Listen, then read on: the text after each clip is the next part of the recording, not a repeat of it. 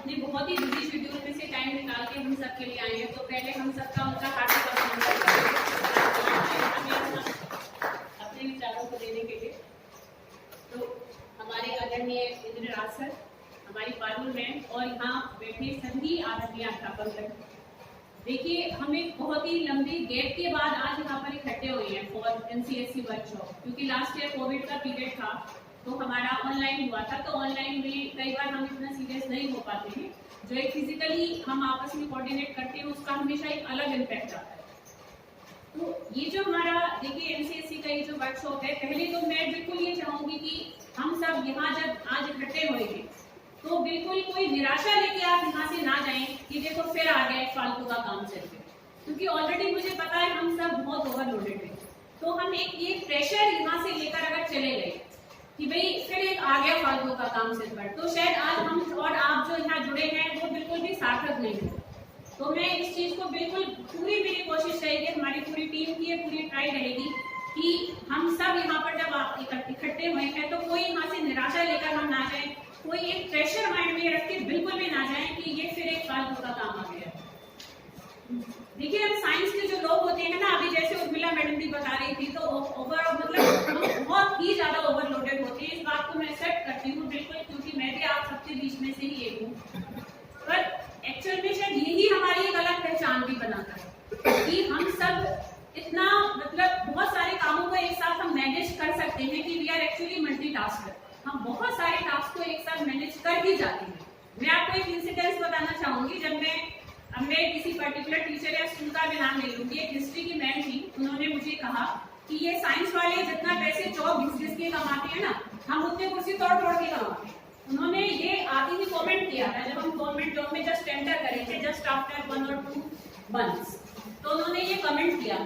तो मैंने उनको बड़े प्यार से बस ये जवाब दिया, मैम जो चौक घिसकर सैलरी लेने का जो एक इंटरनल सेटिस्फेक्शन है ना, दुर्भाग्यवश तो आपके नसीब में ही नहीं, तो आप कुर्सी दो। तो मैंने उनको बस सिंपल ये लाइन कहा, उसके बाद उन्होंने कभी उस चीज के लिए मुझे नहीं बोला। तो अगर हम ओवरलोडेड है भी, पर मैं इस चीज के लिए कह सकती हूँ, देखो ये जो एनसीएससी है इसमें जब आप जुड़ेंगे ना और अगर मन से जुड़ेंगे, तो मैं खुद 3 साल से इसमें काम कर रही हूँ। आप मानेंगे नहीं, जब हम काम को शुरू करते हैं ना तब थोड़ा बुखार सा चढ़ता है, अरे अब ये कैसे करेंगे क्या करेंगे, मतलब एक स्टार्टिंग में एक प्रेशर जरूर होता है। बट जब आप उसमें अपना समय देंगे, जब आप उसमें अपनी एक पेन लेंगे, जब आप उसका, आपको अंदाजा नहीं है कि वो आपको बैक में कितना देता है। मतलब हम किसी चीज को अगर दे रहे हैं वो बैक में हमें इतना ज्यादा देगा ना। मैं मानूंगी, मैं 3 साल एनसीएससी में काम करके मैं इमोशनली बहुत मैच्योर हुई हूँ। मेरी खुद की अपनी पर्सनल लाइफ में मैंने प्रॉब्लम्स को टैकल बेटर तरीके से करना सीखा है। तो खाली ये हमें बच्चों को ही ग्रोथ नहीं होती है, इसमें हम टीचर्स की भी ओवरऑल ये ग्रोथ हमें कराता है। तो ये जो एनसीएससी है, इसमें देखिए जो नेशनल हमारा चिल्ड्रन साइंस कांग्रेस है, तो इसको एनसीएसटीसी जो हमारा एक तरीके से जो हमारे science and technology department government of India के द्वारा ये रन होता है, वहीं से इसकी फंडिंग भी होती है। तो बेसिकली ये एक इतना बड़ा प्लेटफॉर्म है, मतलब शायद ओवरऑल वर्ल्ड वाइड साइंस का इतना बड़ा कोई इवेंट नहीं होता जितना एनसीएससी होता है। जब नेशनल में बच्चे जुड़ते हैं तो इतना बड़ी भीड़ होती है वहां पर, इवन बाहर से भी बच्चे आते हैं, तो बच्चों को बहुत ज्यादा एक तरीके से बच्चों बहुत ज्यादा क्या करते हैं, एक तरीके से उनको बहुत एक्सप्लोर करते हैं उस चीज। तो इसमें जब इतने बड़े प्लेटफॉर्म पर बच्चा जाएगा ना, और ये बेसिकली मैं आपको इसका एक मेन कंसेप्ट समझाना चाहूंगी। एनसीएससी बेसिकली एक स्मॉल स्केल की रिसर्च होगी। तो इसमें हमें क्या करना है कि एक सिंपल एक स्मॉल रिसर्च हमारा जब होता है, तो बच्चे आपको अंदाजा नहीं है, बच्चों को आप गाइडेंस सिर्फ आप एक थॉट देंगे, आप उनको प्रॉब्लम, कई बार बच्चा भी बता देता है, नहीं बता सकता तो हम एक प्रॉब्लम अगर देते हैं ना, जो यंग माइंड होता है, मतलब आप अंदाजा नहीं कर सकते इतना रॉ होता है और इतना असीम उसके अंदर क्या होता है, मतलब आइडियाज का भंडार होता है बच्चों के अंदर। जब हम उनको कराने बैठते हैं तो बच्चों से ही इतने सारे आइडियाज आते हैं कि हम खुद एकदम हैरान रह जाते हैं कि इस बच्चे ने ऐसा सोच दिया है। तो जस्ट उनके प्लेटफॉर्म हमें प्रोवाइड करना होता है, बच्चों को मार्गदर्शन मिलता है। हम अंदाजा भी नहीं लगा सकते बच्चा कहाँ तक हमें पहुंचा देता है, बच्चा खुद कहाँ तक पहुंच जाता है। तो बहुत अच्छा होता है कि जब हम वो मार्गदर्शक बच्चों के हम बनते हैं। तो ये जो हमारा एनसीएससी है, इस बार हमारी जो थीम है, एक्चुअल में थीम 2 साल चलती है, एक ही जो फोकल थीम होती है वो 2 साल चलती है। और इस बार की हमारी जो थीम सस्टेनेबल लिविंग। सस्टेनेबल का मतलब बेसिकली क्या है, तो आपको हम स्टडी मटेरियल भी प्रोवाइड कराएंगे, तो आप इस चीज से बिल्कुल परेशान मत होइएगा कि क्या थीम है, क्या सब थीम है, कैसे काम करेंगे। उनसे रिलेटेड आपको मटेरियल्स भी हम देंगे, क्या क्या प्रोजेक्ट्स आप बना सकते हैं उनकी डिटेल्स भी देंगे। पूरी पीडीएफ हमारे पास एक ग्रुप है एमसीएससी का, उसमें हम शेयर करेंगे, तो आपको सारा जितनी भी हेल्प मिल सकती है वो मिलेगी। आपके पास मेरा नंबर भी रहेगा, राजकुमार सर का भी है, पारुल मैम का भी है, इंदिरा सर का भी है। कोई आपको कहीं भी कोई प्रॉब्लम आती है तो आप हमसे बिल्कुल कंसल्ट कर सकते हैं। आप कभी भी बिल्कुल, हमें इस चीज में कोई हम ये नहीं करेंगे कि आपका फोन आए या 100 काम छोड़कर आपको अटेंड करेंगे, बट जरूर करेंगे और आपकी पूरा हेल्प करेंगे। तो ये जो हमारा सस्टेनेबल होता है ना, सस्टेनेबल का बेसिकली मीनिंग क्या है कि फॉरएवर, कि चिरस्थायी। बेसिकली अगर हम कहें सिंपल उसका हम मीनिंग में देखें कि देखिए, जैसे जो हमारा एक तरीके से जो यूनाइटेड नेशंस है ना, उन्होंने भी क्या कर रखा है, 17 एसडीजीज निकाल रखे हैं। एसडीजीज मतलब सस्टेनेबल डेवलपमेंट गोल्स। तो उन्होंने 17 ऐसे गोल तैयार किए हैं कि अगर कोई भी कहीं भी रिसर्च होती है, अगर उन 17 गोल्स का ध्यान में रखते हुए करें तो वो रिसर्च कभी भी नेचर को कोई नुकसान नहीं पहुंचाएगी। तो वो 17 गोल्स ऐसे करके भी हैं, एग्जैक्टली मुझे सारे गोल्स याद नहीं है, जैसे कि नो हंगर, या जैसे और एक तरीके से नो पॉवर्टी, और उसमें क्लीन एंड ग्रीन एक तरीके से क्या है हमारा क्लीन एंड ग्रीन नेचर। तो इस तरीके से जो छोटी बातें होती हैं जिससे कि हम कोई भी देखिए डेवलपमेंट होती है, कोई भी रिसर्च होती है, अगर वो प्रकृति के कॉस्ट पर होगी तो वो कभी भी लॉन्ग लास्टिंग नहीं हो सकती। It can't be sustainable. Sustainable development, sustainable growth तभी पॉसिबल है जब उसमें हमने नेचर का पहले ध्यान में रखा है, हमने ह्यूमन बीइंग का बाद में ध्यान रखा। तो सस्टेनेबल चीज को पहले हम अपना कोई भी काम करेंगे तो उसमें हमें इस वर्ड की इंपॉर्टेंस को ध्यान में रखते हुए अपने काम को करना है। तो जो हमारा एक तरीके से आप इसको ऐसे समझिए, जैसे जो थर्मल पावर प्लांट्स होते हैं, तो जो कोयले से चलते हैं, तो वो एक सस्टेनेबल डेवलपमेंट नहीं है, क्योंकि एट लास्ट कभी ना कभी कोयले का वो भंडार खत्म हो जाएगा। पर अगर जैसे हम सोलर एनर्जी से चल रही है, हमारे जो सोलर एनर्जी है, अगर उससे हम बिजली को बनाते हैं, या जो न्यूक्लियर ब्रीडर्स होते हैं अगर उनसे हम बिजली को बनाते हैं, तो वो एक सस्टेनेबल सोर्स है इलेक्ट्रिसिटी को डेवलप करने। तो सस्टेनेबल वर्ड का हमें एक मीनिंग समझ के अपने काम में एंटर करना है। फिर ये जो हमारी सस्टेनेबल लिविंग, जो साइंस फॉर सस्टेनेबल लिविंग हमारी फोकल थीम है, इसके अंदर फर्दर हमारी 5 सब थीम्स हैं। जैसे कि पहला हमारा इकोसिस्टम फॉर सस्टेनेबल लिविंग पर अभी पारुल मैम ने बोला, एक हमारा appropriate technology for sustainable living है, एक हमारा social innovation for sustainable living. तो appropriate technology for sustainable living और social innovation for sustainable living से रिलेटेड मैं आपको थोड़े से कुछ प्रोजेक्ट सजेस्ट करना चाहूंगी। और इसके बाद हमारे 2 और भी सब थीम्स हैं जिन पर आगे डायरेक्टर सर आपको जरूर बताएंगे कि हमारा एक design and development for sustainable living भी है, और एक हमारा जो हमारी जो ट्रेडिशनल नॉलेज होती है, traditional knowledge system for sustainable living है। तो इस बार ये हमारी 5 फोकल थीम्स हैं। फोकल थीम्स के अंदर 5 सब थीम्स हैं। इन सब थीम में से आप किसी भी एक पर काम कर सकते हैं। अब काम को आप ऐसे समझो कि बहुत आसान है, कुछ भी नहीं है उसमें, अगर देखो तो कुछ भी नहीं है, बस थोड़ा सा हमारा क्या है कि एक डायरेक्शन है, और उसमें काम को एक प्रॉपर अगर आपको मेथड समझ में आ जाएगा ना, तो आपको काम बिल्कुल भी मुश्किल नहीं लगेगा। जैसे जो appropriate technology for sustainable living है, तो उसमें बेसिकली हमें क्या करना है, किसी टेक्निक को पकड़ना है कि हम कैसे एक प्रॉपर टेक्निक को इस्तेमाल करके हम एक तरीके से नेचर के लिए और अपने लिए भी, सोसाइटी के लिए के वेलफेयर के लिए कैसे कोई काम कर सकते हैं। जैसे इसमें एक प्रोजेक्ट हमने किया था, हमने जो आरओ का बेसिकली वेस्ट मैनेजमेंट को हम इसमें बड़े अच्छे से ले सकते हैं। देखो वेस्ट कई तरीके का होता है, ई वेस्ट भी होता है, वेस्ट प्लास्टिक का भी है, पॉलिथीन का भी है, आरओ का जो पानी जा रहा है, एसी का जो पानी वेस्ट हो रहा है, that is also a waste. तो हमने लास्ट ईयर एक प्रोजेक्ट किया था कि जो आरओ का वेस्ट वाटर होता है, जो ईसी का वेस्ट वाटर होता है, तो उसको यूज करके हमने प्लांट्स की ग्रोथ पर एक प्रोजेक्ट किया था।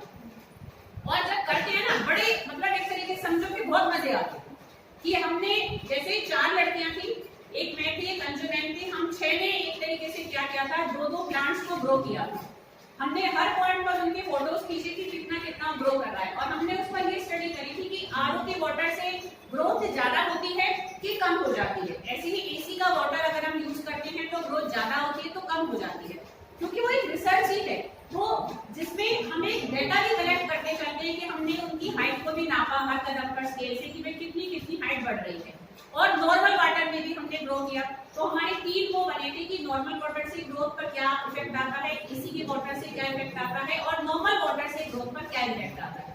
तो हमने ये पाया कि कुछ पौधों में तो जो आरओ का वाटर होता है ग्रोथ का पैटर्न ज्यादा था as compare to normal water, और एसी के पानी में हमने ये देखा था कि स्टार्टिंग में जो ग्रोथ हुई थी इनिशियली एसी के पानी से हमें ग्रोथ बहुत अच्छी मिली थी, पर बाद में हमें आरओ के पानी से ग्रोथ अच्छी मिली थी। तो ऐसे हमने सेम उस पर जैसे भिंडी के 3 पौधे बोए, एक में नॉर्मल वाटर डाला, एक में एसी का वाटर डाला, एक में आरओ का पानी डाला।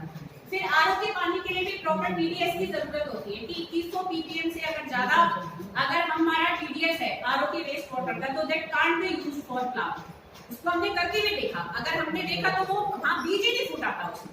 तो ये हमने उस चीज को जब करा था तो उसमें हमें बहुत अच्छे रिजल्ट्स देखने को मिले थे और बच्चे बड़े एंजॉय करते थे। अब मानेंगे नहीं कि बच्चे जैसे एकदम से भागे भागे आते थे सुबह, मैम आज पता है मेरा ना टमाटर का बीज फूट गया, तो बच्चे ऐसे बड़ा उसको एंजॉय करते हैं। खाली हम जस्ट बुक में रहें तो वो एक ठीक है, वो भी हमारा एक मेन काम तो वही है, बट उससे हटकर जब हम बच्चों को देखते हैं तो शायद उसका लेवल ही कुछ अलग होता है।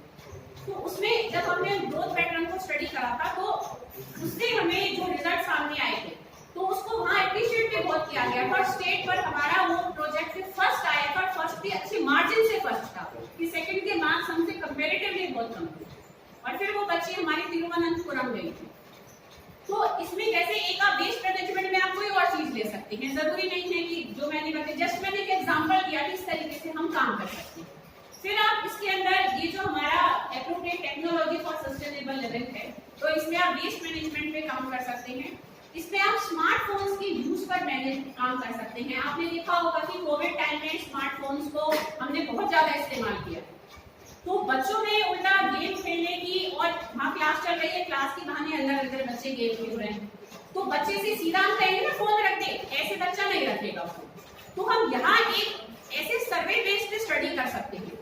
हम इसमें ऐसे कर सकते हैं कि जैसे बच्चों को ऐसे कहें कि भाई हमने उनके हेल्थ पैटर्न को स्टडी करा। मैं खुद अपना मानती हूँ कि जब से हम इसमें आए हैं तो कोविड टाइम से मेरा नंबर खुद का बहुत जो पास का है वो बढ़ चुका है, तो सबका ही बड़ा होगा जो अगर ज्यादा यूज करते हैं। तो हम जैसे 50 या 100 बच्चों पर स्टडी करें कि उनके हेल्थ पैटर्न पर क्या इफेक्ट आता है, जो बच्चे स्मार्टफोन को ज्यादा यूज करते हैं, जो बच्चे स्मार्टफोन को कम यूज करते हैं। जैसे गांव का बच्चा कंपैरेटिवली, अगर गांव में भी लड़कियों को देखें उनको मिलना ही नहीं है, वो यूज कहां से करेंगे। तो उनके हम देखें कि आंखों का नंबर कितना है, उनकी ग्रोथ कितनी है, उनकी हाइट कितनी है, तो ऐसे हम उनके ग्रोथ पैटर्न पर अलग अलग डेटा कलेक्ट करें हम 50 से 100 बच्चों का। फिर उस डेटा को ही जब उन बच्चों को दिखाया जाएगा ना कि देखो बच्चों जो यूज नहीं करते हैं तो उसकी ग्रोथ कैसी है और तुम्हारी ग्रोथ कैसी है, तो बच्चा थोड़ा कन्विंस होता है कि अरे कहीं मुझे नुकसान तो नहीं कर रहा। तो इस तरीके से हम सर्वे बेस्ड भी स्मार्टफोन की यूज पर इस वाले मोबाइल्स वाले सब थीम के अंदर हम प्रोजेक्ट्स बना सकते हैं। फिर इसके अंदर और भी बहुत सारे प्रोजेक्ट्स टेक्नोलॉजी में बन सकते हैं। जैसे लास्ट ईयर सुंदरवती मैम ने किया था कि जैसे हम एक सॉइल ले लें, सॉइल में हमने कुछ चीज ऐड करी, तो उसका हम इफेक्ट दे सकते हैं कि अलग अलग पौधों का क्या होगा। या हम उल्टा भी कर सकते हैं कि हम ऐसे कर लें कि भाई हमने सेम पौधा लिया और उसमें अलग अलग टाइप की सॉइल डाली है, उसमें अलग अलग खाद डाली, कुछ घर की डाली, कुछ अलग डाली, तो वो जब हम अलग अलग डालेंगे तो उसको भी हम स्टडी कर सकते हैं कि भाई डिफरेंट सॉइल का सेम प्लांट की ग्रोथ पर क्या इफेक्ट आता है, या सेम सॉइल का डिफरेंट प्लांट्स पे, या हम कहीं सेम प्लांट पर डिफरेंट सॉइल्स का क्या इफेक्ट आता है। तो ऐसे दो अलग अलग कंपैरेटिव प्रोजेक्ट्स हम बना सकते हैं। फिर इसमें हम ऑर्गेनिक फार्मिंग को भी प्रमोट कर सकते हैं। ऑर्गेनिक फार्मिंग देखो, हम मानते हैं कि लार्ज स्केल पर ऑर्गेनिक फार्मिंग अभी कुछ ही उसमें है, जैसे सिक्किम है उसमें बहुत लार्ज लेवल पर ऑर्गेनिक फार्मिंग होती है, तो वहाँ के लोगों की ग्रोथ पैटर्न भी अलग ही होगा। तो अब अगर आप ऑर्गेनिक फार्मिंग में देखो, बेसिकली क्या होता है, पेस्टिसाइड्स का यूज बड़ा होता है, तो हम स्मॉल स्केल पर ऐसे करके देख सकते हैं। जैसे हमने कुछ प्लांट लिए, एक में राख डाली एज अ पेस्टिसाइड, एक में हमने खल को डाल दिया, तो जो सरसों की खल होती है वो उसमें क्या करती है, खाद का भी काम करती है और वो पेस्टिसाइड का भी एक तरीके से ऑर्गेनिक पेस्टिसाइड का काम करती है। उसमें हम और भी चीजें डाल सकते हैं, जैसे नीम का पानी हमने डाला, नीम के पत्तों को घोल के रख दिया और वही पानी का हम छिड़काव करते रहे, जो ऐसे स्प्रे बॉटल होती है।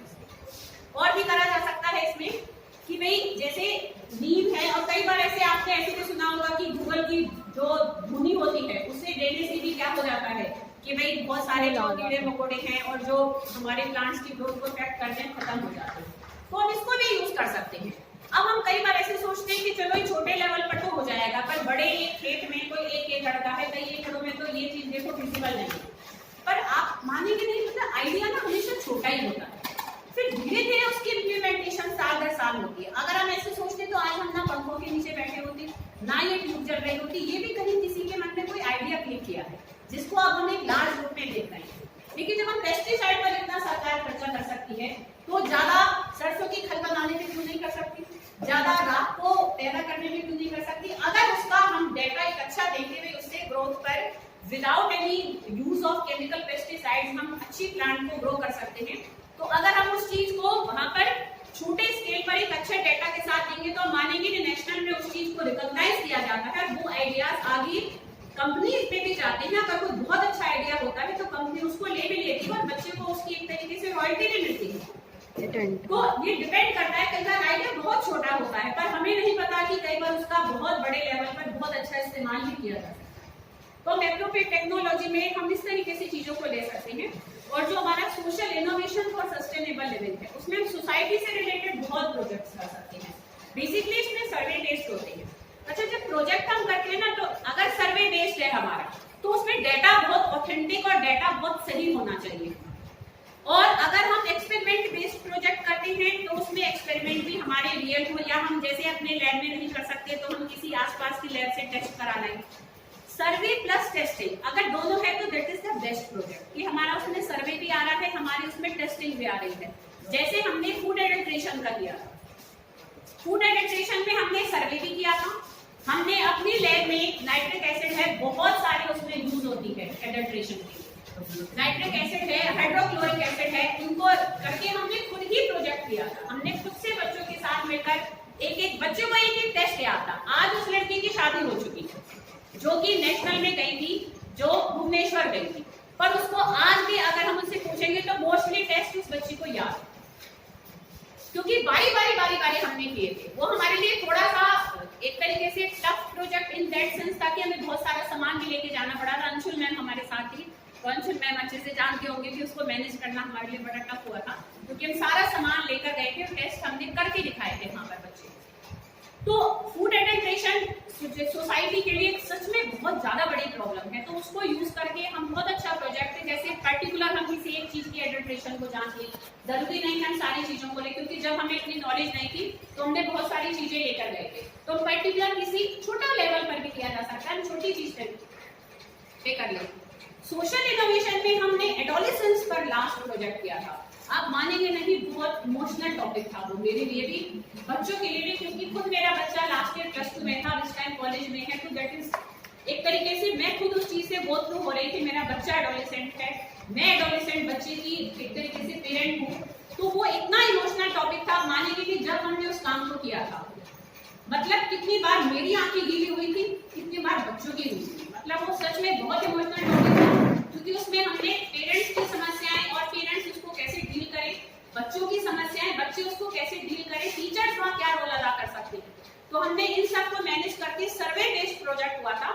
उसमें हमने टेस्टिंग को ऐसे शामिल किया था कि हमने बच्चों की जो HP का टेस्ट हमने कराया था, ब्लड टेस्ट कराया था। तो हमने देखा था मोस्टली, आप मानेंगे नहीं, हमारे गवर्नमेंट स्कूल में शायद